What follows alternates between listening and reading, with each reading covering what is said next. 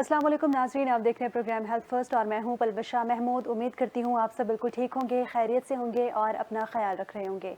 नाज़रीन, आज हम बात करने वाले हैं दांतों की सेहत के हवाले से, जो कि बहुत अहम मानी जाती है। हमारी ओवरऑल बॉडी की एक सेहत के साथ साथ हमारी दांतों की सेहत भी बहुत ज़रूरी है।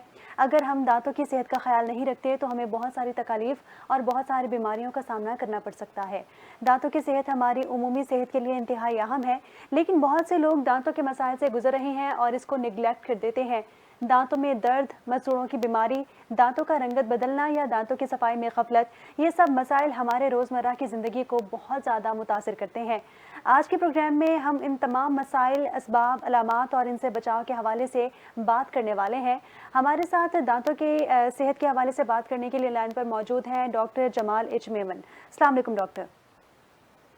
वालेकुम सलाम, कैसी हैं आप? ठीक-ठाक हैं? जी, अल्हम्दुलिल्लाह। डॉक्टर, जिस तरह आपने सुना हम दांतों की सेहत के हवाले से बात कर रहे हैं, तो मैं चाहूँगी कि आप बताएँ कि दांतों की सेहत या दांतों को सेहतमंद रखना किस तरह मुमकिन है और कितना ज़रूरी है?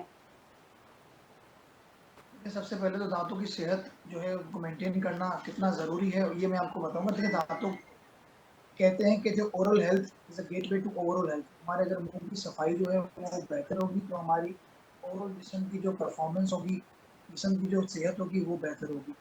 एक नई रिसर्च के मुताबिक ये है कि जो दाँतों के अंदर एक बीमारी होती है पेरियोडोंटाइटिस, इसके जी, अंदर जो है मसूड़े और दाँतों की सपोर्टिंग हड्डी होती है, वो नीचे आ जाती है, वो कमज़ोर हो जाती है। तो वो जो है उसका डायरेक्ट कोरिलेशन होता है दिल की बीमारियों के साथ। ठीक। तो इसका मतलब ये है कि मतलब हमारी मुँह की जितनी अच्छी सफाई होगी उतनी हमें जो है हार्ट डिसीज़ेज़ के चांसेस भी कम होंगे। और जो है मुँह की सफाई किस तरीके से रखनी चाहिए, देखें सबसे बेसिक चीज़ें हैं जो कि हम फॉलो नहीं करते, क्यों? क्योंकि हमें जो है बेसिक नॉलेज प्रोवाइड नहीं की जाती। बेसिक नॉलेज ये होती है कि देखिए ब्रश जो है ना वो बहुत इम्पोर्टेंट होता है। ठीक है? ठीक। कम से कम 2 टाइम ब्रश करना, रात को सोने से पहले और सुबह नाश्ता करने के बाद। एटलीस्ट 2 टाइम्स ब्रश करना चाहिए और एक दफ़ा फ्लॉसिंग करनी चाहिए। फ्लॉसिंग बहुत ज़्यादा इम्पोर्टेंट है। फ्लॉस कहते हैं एक स्पेशल धागा आता है, जी, जो 2 दाँत के बीच के को क्लीन करता है। क्योंकि ब्रश जो है वो 2 दाँतों के बीच वाले एरिया को क्लीन नहीं करता, जो कि आपका तकरीबन 30% एरिया बनता है अराउंड। तो अगर आप फ्लॉसिंग नहीं करते डेली एक ही दफ़ा, तो आप रोज़ाना की बेसिस पे 30% दाँत क्लीन नहीं करते। ठीक। इसके डॉक्टर, अलावा जो है दांतों वो के मसाइल के दाँत को हवाले से सबसे आम इकसाम कौन-सी हैं? दांतों के मसाइल जो कि बीमारियाँ रोज़मर्रा के टाइम में हमें लगती हैं दांतों के हवाले से, कौन-सी आम इकसाम है उनकी? देखिए, सबसे जो कॉमन बीमारी है वो है मसूड़ों की सूजन, जिसको जिंजिविटिस भी कहा जाता है। उसके अंदर होता है कि जो मसूड़े होते हैं वो बहुत ज़्यादा ब्लीड करने लगते हैं, सूज जाते हैं, अपनी जगह से हट जाते हैं और जो है रेडिश हो जाते हैं, उसके अंदर स्वेलिंग आ जाती है, पस भी आ सकती है, उसको कहते हैं जिंजिविटिस। उसके अलावा अगर जिंजिविटिस के साथ-साथ अगर जो दाँतों का जो सपोर्ट सिस्टम है, मतलब जो हड्डी होती है दाँतों के अराउंड, वो अगर हड्डी अपने लेवल से नीचे आ जाए तो उसको कहते हैं पेरियोडोंटाइटिस, जो कि जिंजिविटिस की एक एडवांस्ड फॉर्म होती है। इसके अलावा जो है वो तीसरी सबसे कॉमन डिज़ीज़ वो ये होती है डेंटल कैरीज़, जिसको कैविटीज़, दाँतों को सड़ जाना, दाँतों में कैविटीज़ लगना कहते हैं। वो सबसे तीसरी जो है वो कॉमन बीमारी है। इसके अलावा और भी जो है दाँतों की जो बीमारियाँ होती हैं, जिसके अंदर जो है वो डिफरेंट गम रिसेशन, गम्स का जो है वो नी अपनी जगह से हट जाना, हुँ, इसके अलावा जो है दाँतों का डिस्कलर हो जाना और भी बहुत सारी कॉमन बीमारियाँ होती हैं। ठीक। डॉक्टर, जिस तरह आपने कैविटीज़ और मसूड़ों की बीमारी के हवाले से ज़िक्र किया, तो मसूड़ों की बीमारी की अलामात क्या हैं और ये किस वजह से होती है? साथ ही साथ कैविटी के हवाले से भी बताइएगा। देखिए, मसूड़ों की जो बीमारी है जिंजिविटिस कहते हैं उसको, उसके अंदर जो सबसे कॉमन अलामत ये होती है कि मसूड़ों का जो है वो सूज जाना और रेडिश हो जाना। नॉर्मली जो मसूड़ों का कलर होता है वो पिंक होता है, जी, ठीक है? कोरल पिंक टाइप का होता है। अगर आपको ऐसा लगे कि रेड हो रहे हैं मसूड़े, तो आप फ़ौरन डेंटिस्ट के पास विज़िट करें। या आपको जो है वो ब्रश करते वक़्त या जो है वो इवन टच करते वक़्त मसूड़ों को खून आए, इसका मतलब ये है कि आपके मसूड़े कमज़ोर, आपको डेंटिस्ट के पास विज़िट करना चाहिए। इसके अलावा जो है मुँह के अंदर बदबू आना और जो है मसूड़ों में पेन होना, ये सारी अलामत होती हैं जिंजिविटिस की। अक्सर एक और बहुत कॉमन मिथ ये होता है कि अक्सर लोगों को ऐसा लगता है कि वो जब ब्रश करते हैं तो उनके मसूड़ों से खून आता है, तो क्या करते हैं ब्रश करना ही छोड़ देते हैं डर के मारे। हुँ, तो होना ऐसा चाहिए, अगर आप ब्रश करते हैं और आपके मसूड़ों से खून आ रहा है, इसका मतलब है कि आपको डेंटिस्ट की नीड है, आपके मसूड़े कमज़ोर हैं। इसका मतलब ये नहीं है कि आप ब्रश नहीं करेंगे। आपने फिर भी ब्रश करना है, लेकिन आपने हल्के हाथ से ब्रश करना है और सॉफ्ट ब्रशेस, नरम बालों वाला टूथब्रश यूज़ करना है, ताकि आपके मसूड़ों पे जो है ना वो ईज़ी हो। मीडियम में हार्ड ब्रश यूज़ नहीं करना। लोगों को अक्सर लगता है कि जो अगर हम हार्ड ब्रश यूज़ करेंगे, हमारे जो मसूड़े जो हैं वो जो है बहुत दाँत बहुत ज़्यादा साफ होंगे, हालाँकि ऐसा होता नहीं है। हार्ड ब्रश यूज़ करना या जो स्मोकर्स टूथब्रश आता है वो यूज़ करना, उससे होता ये है कि दाँतों की जो सामने की जो इनेमल की जो लेयर होती है, जो कि व्हाइट लेयर कहलाती है, जो कि प्रोटेक्टिंग लेयर होती है, वो हट जाती है, जो कि व्हाइट कलर की लेयर होती है और दाँत और ज़्यादा पीले हो जाते हैं। लोगों को लगता है कि भाई जब जैसे ही हम अगर ब्रश करेंगे रगड़-रगड़ के और हार्ड ब्रश से और या मंजन से मांजेंगे उसको या कोई इस तरह की चीज़ें यूज़ करेंगे, दाँत ज़्यादा साफ होंगे। दाँत ज़्यादा साफ नहीं, दाँत और जो है पीले हो जाते हैं। एक ठीक। ये कॉमन मिथ होता है। अच्छा, और दूसरा सवाल आपने कहा था कि भई जो अगर कैविटीज़ है उसकी क्या कैविटीज़। अलामत है? देखिए कैविटीज़ जो है उसकी अलामत ये होती है कि मुँह के अंदर एक ब्लैकिश सा स्पॉट आ सकता है आपको ठीक। और जो है पेन हो सकता है और खाना फँस सकता है, सेंसिटिविटी हो सकती है दाँतों के अंदर, ये सारी अलामत होती है।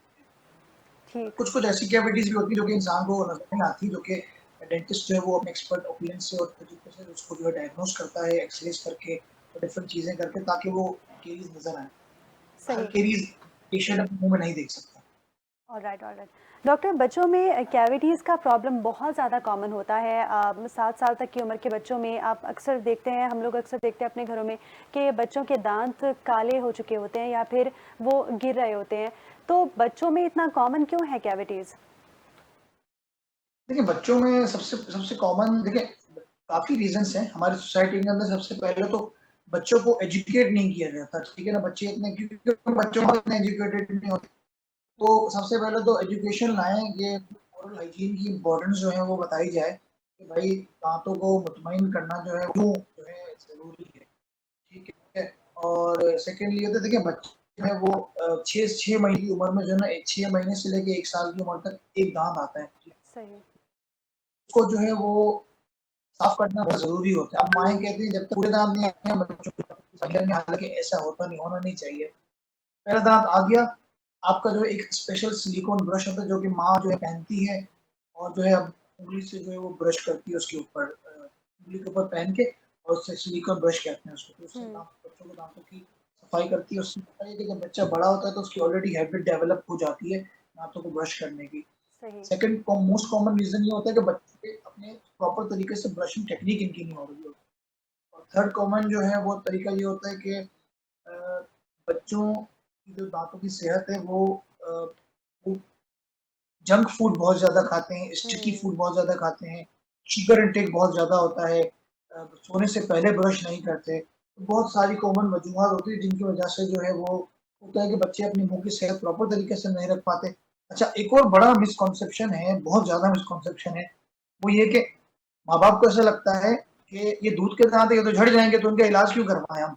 हुँ। तो बच्चे को पेन में रख बच्चों के मुँह में कैविटीज़ लगी हुई हैं, उनके ज़हन में ये होता है कि भाई हमने इलाज क्यों करवाएँ? तो होता है देखिए असल में होता ये है कि दूध का दाँत हो या प्रॉपर परमानेंट दाँत हो, इलाज करवाना बहुत ज़्यादा ज़रूरी होता है। उसकी सही। रीज़न ये होता है कि जो दूध के जो दाँत होते हैं, अगर वो 6 साल की उम्र से लेके 12 साल की उम्र तक आते हैं और झड़ते रहते हैं, ठीक है ना? झड़ते रहते हैं और परमानेंट दाँत आते रहते हैं। अब बात ये 6 साल का इतना बड़ा वक़्फ़ा है, इतना बड़ा टाइम पीरियड है, अब इसके अंदर जो है अगर आप इसी तरीके से दूध के दाँतों को रख देंगे, तो फिर ज़ाहिर-सी बात है पेशेंट को पेन होगा, पस हो सकती है, स्वेलिंग हो सकती है, बहुत सारी और चीज़ें हो सकती हैं। परमानेंट दाँत जो है वो इम्पैक्ट उसके ऊपर इफ़ेक्ट आ सकता है। बहुत ठीक। सारी जो है देखिए प्रॉब्लम्स आ सकते हैं, दाँतों को का प्रॉपर तरीके से वो टाइम पे इलाज नहीं करवाया गया, परमानेंट दाँत जो है वो फँस भी सकते हैं हड्डी के अंदर, अच्छा।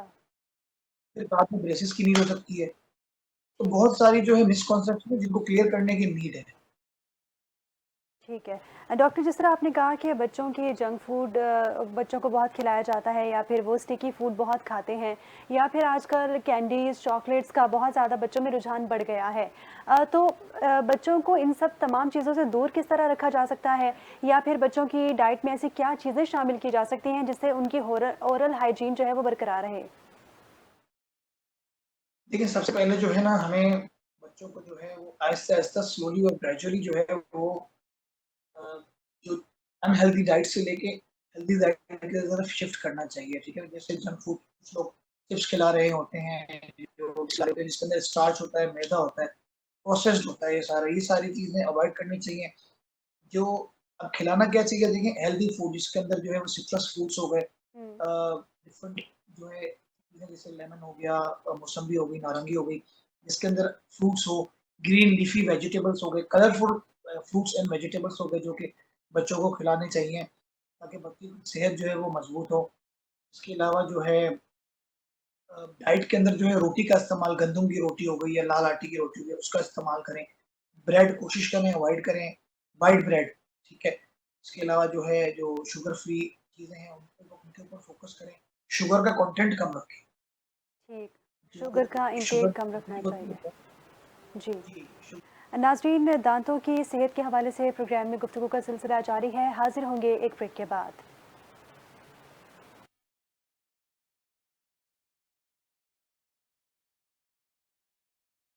हमास के सरबराह इस्माइल हनिया कौन थे? हमास के सियासी